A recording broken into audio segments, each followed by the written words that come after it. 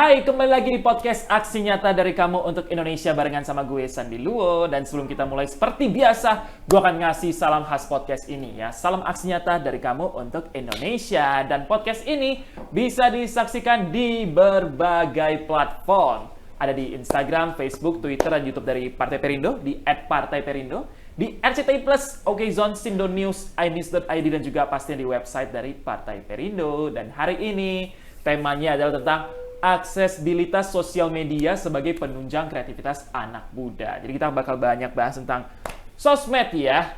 Dan pastinya untuk obrolan kali ini gue nggak sendirian.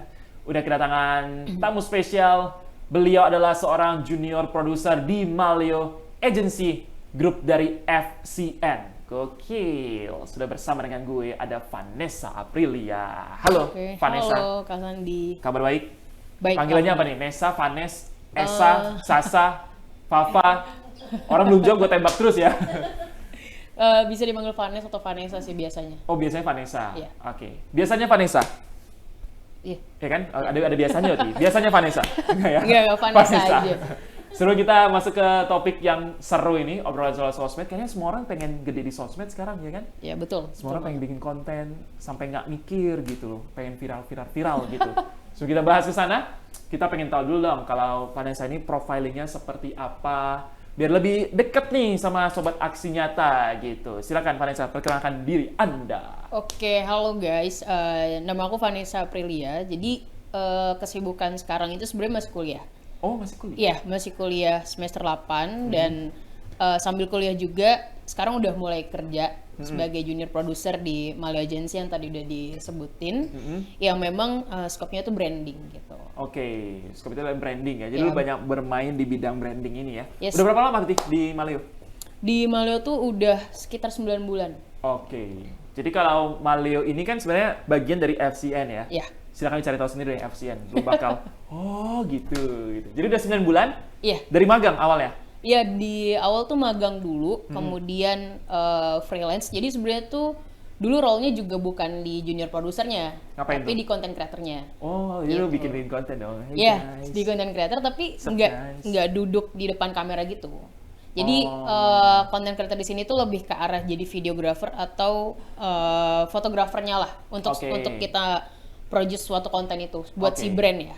Oke, Vanessa, boleh diceritain nggak kalau junior produser itu berarti tugasnya ngapain aja?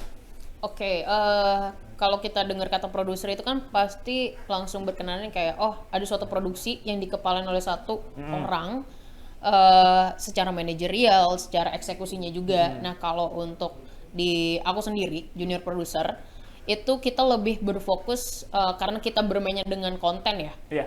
Jadi kita bermain dengan content factory yang harus kita produce dalam seminggu, misalkan beberapa kali syuting. Kemudian kita make sure dari secara manajerial praproduksinya kira-kira aman atau enggak. Bahkan sampai ke post productionnya juga. Karena kan kita menghitung berapa quantity yang udah di-achieve Oke. untuk posting si brand dalam sebulan gitu.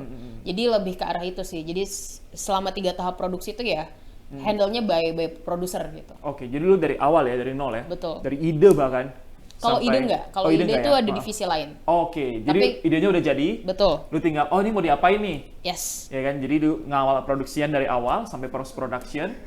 Pas postingnya lu juga nggak? Nggak ya? Nope, kalau postingnya enggak. Jadi kayak dari misalnya udah ada storyline-nya, udah ada briefnya, oke kita discuss, kita PPM bareng tim.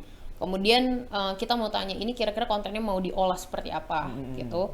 Kira-kira gambarannya mau seperti apa dan misalkan kayak kita lihat dari kliennya, Ya.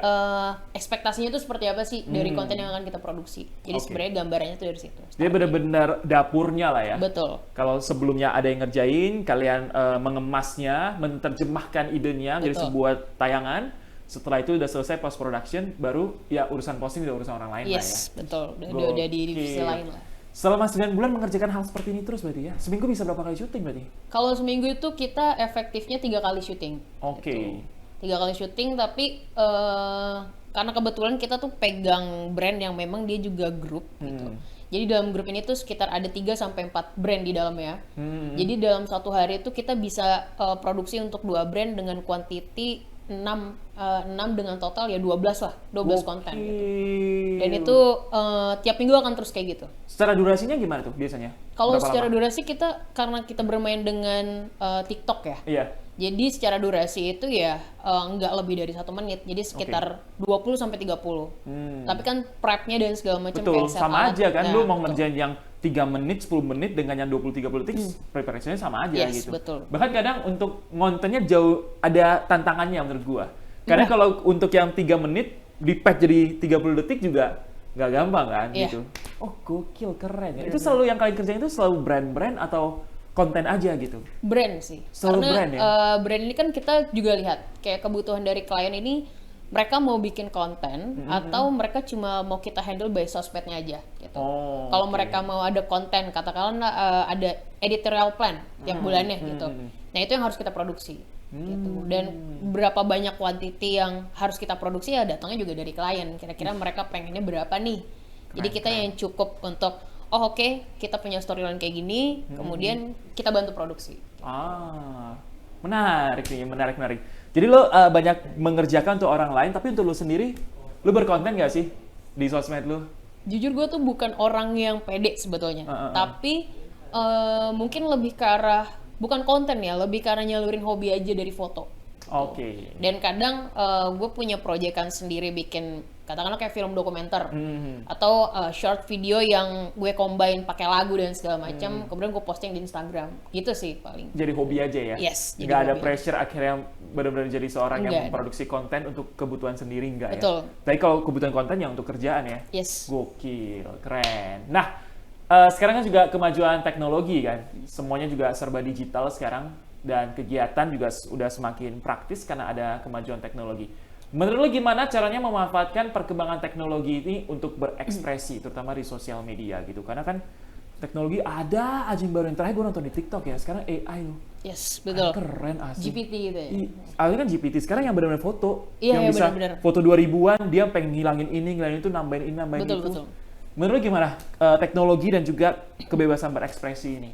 Oke, gue mungkin bisa pecahnya tuh jadi 2 hal ya. Yang pertama, semakin berkembangnya teknologi itu ya tentu makin memudahkan kita. Tapi sebenarnya ini bisa jadi bumerang ketika kita kalah sama teknologinya. Oke. Kayak contoh ya, kalau misalkan kita produksi konten gitu. Ya. Sekarang tuh AI udah bener-bener pinter banget dengan kita nge-description aja. Kayak misalkan kita butuh video yang menggambarkan ada 2 orang di pantai bla bla segala macam, mereka tuh bisa nge-create itu seinstan AI ini itu. ya? Yes. Jadi gimana caranya lo tetap bisa berekspresi ya? Pertama, lo harus paham teknologi itu menurut gue akan terus menemani kita. Iya. Perjalanan kita tiap Setuju, hari itu setuju. akan pasti ditemenin. Tapi lo harus paham di mana lo membutuhkan itu untuk nge-build diri lo juga gitu. Jangan sampai kayak contoh, lo punya kamera, kamera ini jauh lebih pintar dibandingkan lo untuk mengoperasikan si kamera inilah Iya. gitu. Jadi yang pertama ya lo harus kuasain dulu gitu, kuasain segala hal yang lo butuhkan tentang teknologi. Kemudian yang kedua, lo juga harus tahu kalau berekspresi itu kita punya rules-nya gitu. Kalau misalkan dibilang gue bisa bikin konten A, orang juga bisa bikin konten A. Tapi kita lihat dulu by rules-nya tuh gimana gitu. Lo berekspresi boleh, tapi harus didasari dulu nih, ide lo tuh apa, tujuan lo bikin konten tuh apa. Mungkin ada ya kayak orang bikin konten cuma sekedar viral. Nah sebenarnya kan sekedar viral ini bisa jadi tujuannya mereka gitu. Jadi ya cara kita bisa berekspresi ya lo harus tahu ini tujuannya seperti apa, kemudian cara yang tepatnya tuh gimana. Karena kan kalau bikin konten yang bagus juga untuk dikonsumsi sama banyak orang, ya berarti dari message-nya tuh lo udah kuat banget nih. Oke, Gitu. wah menarik banget ya. Jadi emang benar sih, teknologi akan selalu ada, tapi jangan sampai mereka yang menguasai kita ya. Betul. Kita yang harus bisa menguasai teknologi tersebut ya. Dan pastinya balik lagi, semua orang bisa bikin konten yang sama, tapi membiarkan dari ide dari awal ya, Iya. dan tujuannya mau seperti apa. Betul. Gokil, junior producer yang ngomong. Bu, boleh nggak ini next ini layarnya Bu? Soalnya nggak kelihatan nih tulisannya. Mati. Sambungannya tidak ada sinyal. Oke. Kurang kencang ya. Oke, lanjut ya, ini bisa diedit ya, aman ya. Oke, dan media sosial adalah media yang paling banyak digunakan di era digital ini ya. Dari anak muda sampai orang tua gitu, semuanya pasti bikin sosmed gitu. Either buat ada aja atau ya berkarya gitu. Dan memang ini adalah menjadi salah satu tempat bukan cuma untuk menunjukkan siapa diri kita, tapi juga jadi tempat rezeki juga kan sekarang betul. gitu. Nah, menurut lo gimana cara yang paling mudah? Jangan paling mudah deh sebutannya ya. Gimana caranya deh? Karena kalau mudah semua pengennya gampang-gampang kan. Gimana caranya untuk bisa dapat income dari sosial media gitu? Karena kan sekarang banyak banget orang udah bahkan dari anak-anak ya, ditanya mau jadi apa? Mau jadi content creator, mau bikin konten di sosmed, enak ada yang resign di kerjaan yang full time gitu, karena di sosmednya kenceng gitu. Tapi kalau dari pandangan lo sendiri, income dan juga sosial media. Oke, jadi kalau untuk kita bisa dapat income dari medsos sesuai judul ya, aksesibilitas sosial media gitu. Sebenarnya kalau kita lihat dari kemudahan yang ada tuh justru membuat kita tuh harus bisa beda dari yang lain. Kayak misalkan, oke, orang bikin konten, misalkan kayak jualan gitu. Semua orang bisa jualan. Tapi apa nih yang membedakan lo dengan yang lain gitu. Misalkan dari gimana cara lo nge-produce kontennya gitu. Dan untuk kita narik income ini kan sebenarnya mudah nggak mudah gitu. Pertama adalah kira-kira lo bisa konsisten nggak? Misalkan nih lo menjual suatu produk tapi nggak ada yang beli. Kira-kira besokannya lo masih termotivasi untuk bikin konten nggak sih? Gitu. Jadi ini harus ada konsistensinya dulu dari lo. Karena ya income itu kan akan terus berputar kalau dari kita nge-produce terus. Betul. Pasti kan ada yang namanya up and down ketika gue jual ini banyak nih, tapi ketika gue jual yang kedua kenapa turun ya? Nah itu yang harus dijaga adalah konsistensinya. Kemudian lo cari peluangnya tuh gimana? Kayak misal gini, sebenarnya nggak usah jauh-jauh untuk ada gak ya barang unik yang kira-kira orang tuh nggak punya. Tapi sebenarnya lihat aja dari sekitar, apa sih yang kita butuhin? Contoh, anak Gen Z itu kan butuh yang praktis. Misalkan soal traveling, oke, mereka punya koper, tapi ada gak sih barang yang bisa bikin barang bawaan mereka tuh lebih compact, lebih gampang, lebih praktis lah gitu. Oh ada, ya itu coba lo jual. Karena itu bisa menarik perhatian juga gitu. Jadi si income ini datang ketika lo bisa konsisten dan lo tahu apa yang dibutuhkan oleh audiens lo gitu. Karena percuma lo punya ide untuk ini, tapi kalau nggak sesuai dengan audiens yang lo tuju, dia nggak akan ngejual. Betul. Konsisten sih sebenarnya lawan dari para content creator ya. Baru bikin 1-2 udah ramai ya kan, terus udah bisa bikin lagi ternyata nggak ramai, kok nggak ramai sih, jadi down dan sebagainya. Terus jadi males-malesan gitu. Konsistensi itu penting ya. Jadi sekalian juga biar kita juga ada di permukaan terus ya. Betul. Ada nggak ada yang nonton, bikin aja terus sampai ada di permukaan ya. Karena kan berproses. Betul. Nextnya ya itu apa nih yang dijual, karena banyak orang yang mau jadi content creator juga, apa yang bikin nilai unik lu sehingga lu juga bisa dilirik ya, gitu. Dan juga termasuk dalam urusan bikin konten berarti kan, lu harus unik ya. Betul. Lu harus temanya bisa beda, sama, misalnya dia temanya traveling gitu. Tapi yang seperti apa yang membedakan si A sama si B gitu ya? Angle yang lo ambil kira-kira gimana? Angle-nya ya, itu harus berbeda. Karena kalau udah beda ya, brand-brand juga bakal masuk ya, karena berbeda. Oke. Nah, menurut seberapa besar sih dampak sosial media untuk menunjang eksplorasi kreativitas anak muda itu sendiri? Ini gue sangat melihat sosmed itu bisa menunjang kreativitas anak muda. Ketika kemarin tuh ada kontennya Wes Anderson. Nah, gue melihatnya si konten ini tuh bisa ngebawa orang yang mungkin tadinya ya udah gue sebagai penikmat aja. Tapi ketika ada Wes Anderson yang wah keren nih. Secara dari angle-nya, secara dari color grading-nya nih coba gue bikin gitu. Jadi si konten ini tuh bisa ngebangun semangat orang untuk coba kalau misalkan versi Wes Anderson dari gue tuh gimana ya? Gue pengen bikin contoh gue lagi baca buku kayak gini dengan angle kayak gini. Jadi itu sebenarnya membangkitkan semangat orang.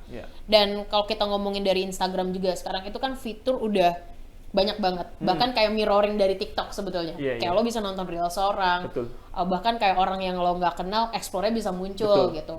Nah menurut gue dari hal-hal tersebut tuh bisa menunjang kreativitas kita. Kayak ternyata konten ini tuh cuma butuh ini, tapi bisa dengan hasil sebagus ini ya gitu. Jadi kita ada semangat tuh dari sana, dan platform itu benar-benar membuka lo seluas-luasnya untuk berkembang. Kayak yang penting pertama ya tadi kita balik lagi ke konsisten, gitu. Kemudian yang kedua berani beda di sini tuh bukan berarti mungkin kayak kasarnya kayak rebel, nggak kayak gitu, tapi berani beda dengan coba nih dengan tema yang sama lo ambil angle-nya dari mana gitu, lo mengeksplorasi kreativitas lo tuh seperti apa gitu. Oke. Jadi cara mengembangkannya ya seperti itu sih. Gitu. Ih, justru dengan ada sosial media malah semakin kreatif ya Betul. orang-orang ya. Ada aja yang dibikin ya. Bener. Kejadian apa, toto nanti udah jadi meme nih bentar lagi Yes. gitu. Terus juga creationnya nggak gitu lagi gitu ya. Dan bahkan gue melihat sosial media tuh juga apa ya? Ini kalau kita ngomongin soal penyiarannya gitu, itu banyak jurnalis online dadakan Oh, dari peristiwa yang kayak kejadian nih di tempatnya Iya, gitu iya, kayak iya. oh dirame nih, Betul, terus betul, rame gitu. Jadi menurut gue itu memang membantu banget dari aksesibilitas kita sih, secara informasi, secara kreativitas, bahkan jadi platform kita untuk tadi kayak income nih dari sana juga gitu. Sekarang tuh udah sewah itulah media Iya. sosial. Ih, gokil. Dan kalau ngomongin tentang income, salah satu income terbesar dari content creator sebenarnya endorse kan. Yes. Product placement lah gitu. Lu lihat sendiri seperti apa sih? Karena endorse kan bukan hal baru lagi di dunia kita kan. Dari awal sosmed ada, terus jadi rame, tahu ada produk yang tap in gitu. Iya. Efektif nggak sih itu satu si endorsean ini gitu. Yang kedua, kalau misalnya memang efektif, konten yang seperti apa nih yang akhirnya efektif dan akhirnya kemakannya sama orang-orang sehingga brand mau masang terus gitu. Oke, yang pertama menurut gue dari yang para endorsement lah gitu.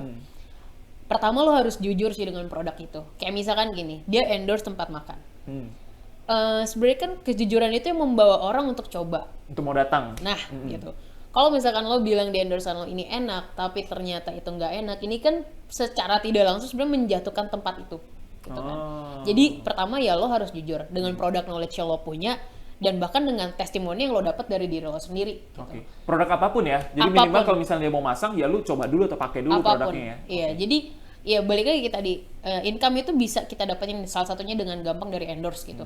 Tapi gimana caranya lo membuat si produk ini tuh ya secara jujur gitu. Kalau emang ini bagus, ini good, ya oke gitu. Lo mungkin bisa accept. Jadi harus selektif juga. Jadi brand-brand ini juga akan melihat kan. Pertama kan kalau misalkan kayak di kerjaan gue gitu, kita cari KOL, kita pasti cari dulu kira-kira secara KPI dari si KOL ini tuh oke gak ya gitu. Kemudian masing-masing KOL juga dia punya powernya sendiri. Kayak misalkan ada influencer yang powernya tuh kuat banget di bidang bisnis. Oh oke nih, brand apa yang kira-kira bisa tap in soal bisnisnya ke dia gitu. Misalkan kayak beauty product, siapa nih? Jadi kita pun harus tahu juga ya, kayak nge-placement si endorsement ini tuh mau yang kemana nih produknya gitu.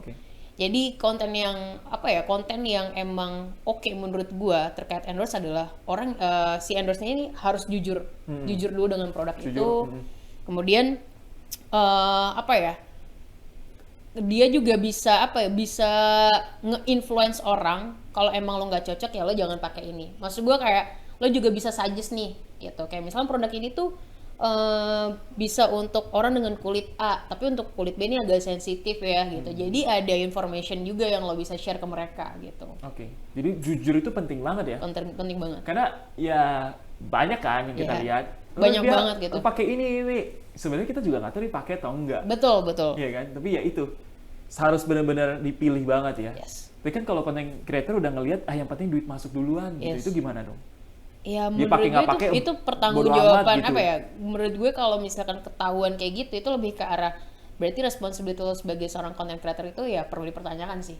Yang lo tunjang tuh di sini apa? Tanggung jawab pribadi ya Betul. masing-masing ya. Karena kan kalau misalkan nggak sesuai juga nih dengan yang lo sampaikan ke publik, ini bisa juga jadi bumerang dan viral bahkan gitu. Betul, bisa jadi masalah. Iya benar. Jadi kayak ya Dan jadi nggak kredibel gitu. Betul, Brand-brand juga mau pasang juga jadi kayak gitu ya. diragukan banget lah gitu. Apalagi kalau misalnya rate lo tinggi tapi secara service, secara quality content kayak mungkin kita lihatnya nggak sepadan lah gitu. Kalau yang dilihat dari brand itu apa sih ketika sudah pasang nih? Pastinya dia nyari yang sesuai dong. Yeah. Gue punya produk ini, gue mau masangnya sesuai dengan content creator yang ini karena dia A, B, C, D, E. Tapi setelah itu apa yang diharapkan setelah konten itu dipublish dan dirilis? Biasanya brand itu pengennya apa gitu? Oke, jadi KOL ini kan datang dari kebutuhan misalkan kita ada campaign. Campaign ini kita tujukan untuk KOL yang skalanya itu makro ya, besar. Nah, tentukan pertama achieve apa enggak nih campaign-nya dengan mereka membantu untuk si campaign ini kira-kira dari banyaknya orang yang bisa join akan seberapa banyak ya gitu. Kemudian yang kedua mereka tuh paham nggak ya dengan campaign ini? Karena pertama ya, kalau misalkan kita udah propose KOL, berarti kan secara nggak langsung kita harus make sure si KOL ini tuh paham. Lo kira-kira akan nge-endorse tuh dengan communication objektif yang kayak apa? Kayak bahkan kayak bikin konten tuh juga nggak bisa yang lo asal cuap-cuap. Lo harus tahu dulu ini si produk communication objektifnya tuh seperti apa, sama dengan KOL. Karena kalau KOL nggak ngerti, itu pasti akan salah treatmentnya gitu. Dan mungkin gue bisa bilang mostly mungkin nggak semua ya, tapi ada beberapa content creator yang sebenarnya ini kayaknya lo secara tap in atau apply produknya tuh sebenarnya salah nih gitu. Cuma kalau memang dia udah lolos untuk posting ya, oh ya udah berarti udah oke dong dari klien gitu ya. Itu yang nggak bisa kita remet lagi gitu, nggak bisa kita revisi lagi. Jadi ya harapannya yaitu dengan adanya si KOL ini itu bisa ngebantu brand ini untuk achieve apa yang mereka inginkan gitu. Karena kan ya kalau kita bilang secara bayarannya berapa itu tinggi dan tergantung ya red cardnya berapa. Jadi gitu sih. Pengennya campaign yang mereka bikin itu kedengeran lah ya. Iya betul. Gitu. Goalsnya tuh dapat banget lah. Oke. Biasanya kalau masang-masang yang kayak gitu, goalsnya selalu ke ini ya, maksudnya awareness. Yes, awareness. Gak pernah kayak penjualannya harus jadi rame gitu. Itu tergantung. Kayak ya? Misalkan kalau ngomongin kayak gitu, ya tergantung dia nih, si brand ini lagi mau ikut event kayak misalkan penjualan sale gitulah per bulan kayak misalkan 66, 55 atau itu beda cerita lagi. Itu beda cerita lagi. Jadi balik ke yang tadi gue bilang tentang communication objektifnya tuh mau apa? Sales-nya kah atau awareness-nya atau bahkan keduanya gitu. Itu keduanya bisa di-achieve juga. Jadi balik ke tujuannya klien tuh apa nih gitu. Menarik ya. Karena gue mungkin ada di dunia ini juga ya, jadi pengen banyak ngobrol, pengen banyak tahu gitu. Tapi nantilah ya.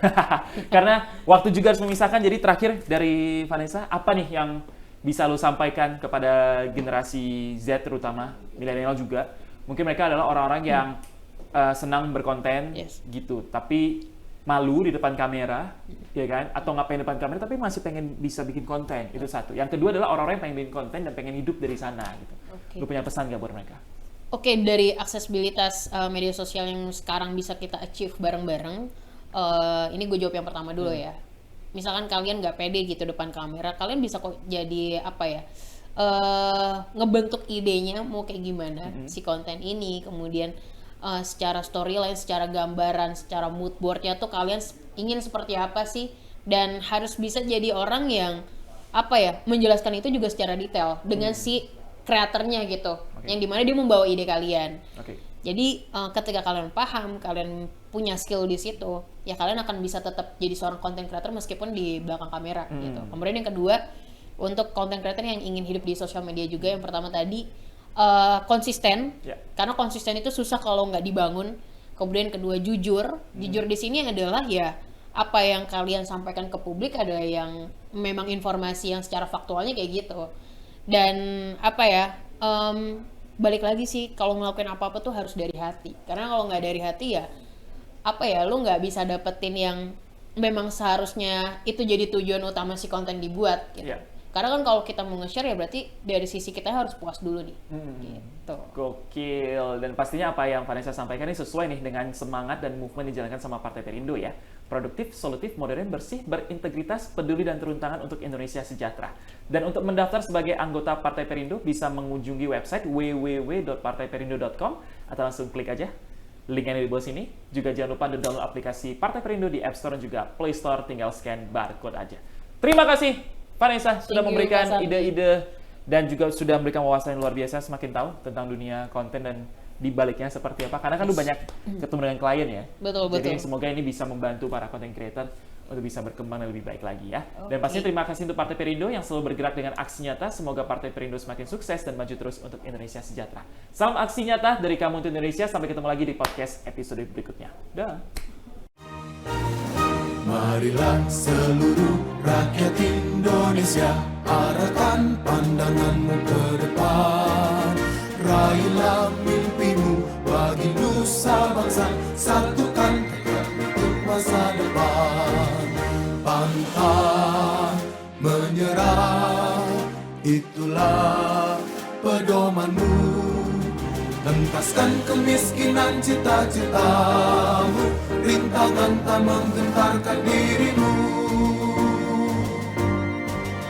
Indonesia maju, sejahtera tujuanmu, nyalakan api semangat perjuangan. Dengungkan gema, nyatakan persatuan. Oleh Perindo, oleh